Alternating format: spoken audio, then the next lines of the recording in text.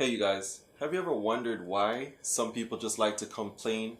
And I don't mean like a productive kind of complaint. You know, like if you go to Chick-fil-A and you order that number seven and they leave off the little special sauce and you're like, hey, can I get like five things of this special sauce because I need this in my life? Like, and then it gets taken care of. Not that kind of complaint. I mean, just pointless, just for the sake of complaining about something kind of complain. Just people that would complain every day, like that one person that would always talk about, oh, man, school sucks or my job sucks. And then when you ask, so, okay, what are you doing about the situation? They'll just stand there like, and then at that point, I'm just usually like, okay then, so you don't like this situation and you're not doing anything to change this situation. Do you see something here that's like a disconnection? I had a coworker that I'm just gonna call it Eric. Back in the day when I used to work for a company that sold computers and did tech support, not gonna call no names. Eric was like that every single day. This dude would always talk about how much he hated his job, he hated being there, he hated dealing with the customers, he hated dealing with the managers, like everything about his job he hated. And at the same time, I'm usually just like, so, how's that job search going? And his response would usually just be like, oh, I'm not really searching for a job or anything. Like, what? How does that even make any sense? It eventually dawned on me that he sort of just liked to complain. He sort of got some sort of comfort just from complaining without actually doing anything to make things better. Now, the thing that I noticed too was that the more he complained, the more upset and the more unhappy he seemed to get.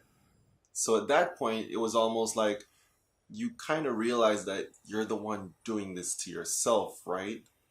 But it never really clicked with him because I guess you sort of build yourself up into that comfort zone of complaining about things that you don't even realize that the problem is like 50% the situation right now and 50% your attitude toward the situation. You know what? I'm gonna switch that around. It's probably like 20% the actual situation and 80% how you're reacting to the situation right now. And it continued with Eric until his last day. He eventually got fired because, that attitude sort of shows up. But with him, he did such a good job at keeping his attitude like on the DL when it came to the customers and stuff that one day I think that all that effort, like the dams just broke and all of it came out. Like, kid you not, this is what his last call went like. Hey.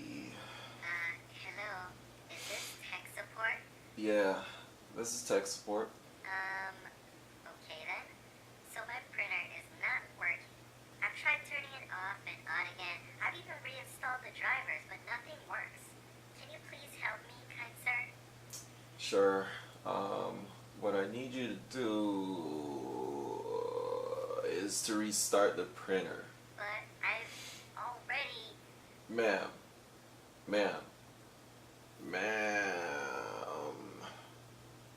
Restart the printer. Restart it. Listen, I don't think that's going to work. Okay, let's try something else then. I want you to go into the settings menu on the printer. Okay. Yeah, now go into system Okay, I'm in there. and then go into power Okay, I'm here. and then select restart. Oh my... Really? This is terrible customer service. I need to speak to a manager right now because it's clear that you cannot help me. Please put me on with a manager. 1 second, ma'am. More like 20 minutes.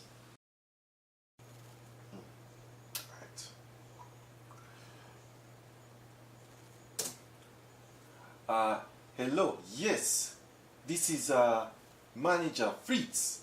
How can I help you? Yes, you have the worst customer care rep in hey, hey, This guy hey! does not Let me listen. stop you He right is there. terrible. You are talking about Eric. This is one of my best employees. Let me tell you something about this boy. Okay? This boy is the best employee I have ever had. You hear me now? How can any of that possibly be true? I can't believe I waited 20 minutes just to get some sort of service on this call, and Hey, you have waited 20 minutes to get to on this call. I have waited 20 years to get this job, and you are not going to call here. You are a bad customer. This is not bad customer service. You are a bad customer. I'm going to end this call. I cannot deal with the foolishness. Jeez. Tell you, man. People. Alright. Back to Snapchat. Yeah, this dude literally impersonated a manager, and we didn't even have a manager that sounded anything like that. But I think he was just so fed up with it, like he just wanted to do something for the sake of doing something. And of course, like the customer came into the store, spoke to one of the actual managers there, and he got fired. Like all this happened within the same day, and he was let go. He didn't really seem to care too much. He was just like, all right, whatever. I really feel like when you find yourself in a situation that you don't like, you sort of have to see what it is about the situation that you can change and do what you can. And then what you can't change in that situation, you sort of have to change your attitude about that situation. And at the end of the day, you don't really want to be the kind of person that can't seem to find any sort of contentment or happiness with any situation, because trust me, if you're always unhappy with what's around you and what you have and you do nothing about it, you always will be unhappy. Go ahead and click that like button, that share button, that subscribe button. I'm not going to complain if you do. I'm pretty much just going to cut it off here. I don't really want to go on too much about this topic. It was just something that sort of crossed my mind, and I was just like, there's so many people out there who are like this. I need to say something about it. So thank you so much for helping me to get this off my chest. Deuces.